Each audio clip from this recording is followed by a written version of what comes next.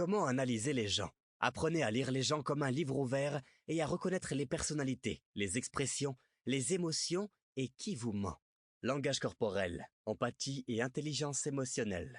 Écrit par Adrien Gilbert, lu par Académie de Psychologie et Lucas Di Maria.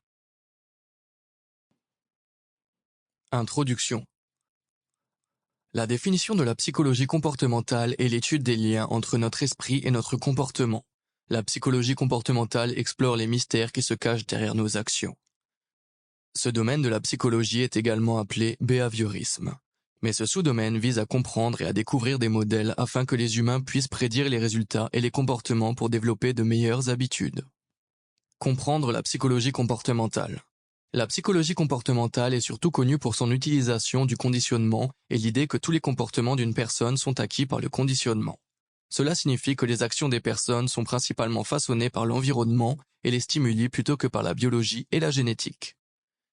Les psychologues comportementaux estiment que, quel que soit l'état mental interne d'un patient, son comportement peut être étudié de manière systématique. On pense que les émotions et les humeurs sont subjectives et ne peuvent donc pas être mesurées. La théorie de la psychologie comportementale extrême suggère que les gens peuvent être conditionnés à faire n'importe quoi, quelles que soient leurs opinions, leurs pensées ou leurs valeurs morales. Ce type de conditionnement est comparé à un lavage de cerveau. Histoire de la psychologie comportementale. John B. Watson a présenté pour la première fois la psychologie comportementale en 1913. Watson a communiqué cette théorie à la communauté scientifique dans son article « Psychology as the Behaviorist Views It ». Aujourd'hui, Watson est considéré comme le père du behaviorisme.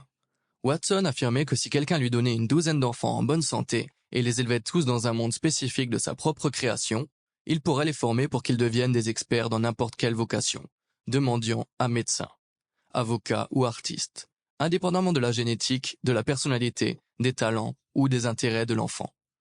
Le behaviorisme est devenu l'école de pensée dominante des psychologues entre les années 1920 et 1950, en raison de la capacité de la méthode à être mesurée empiriquement et décrite facilement.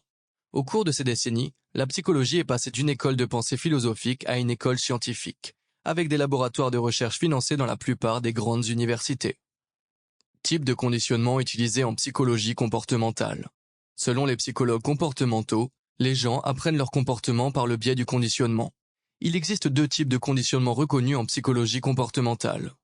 Le conditionnement classique. Le stimulus neutre et le stimulus naturel sont appariés dans le conditionnement classique de sorte que le stimulus neutre suscite la même réponse que le stimulus naturel pour le contrôle.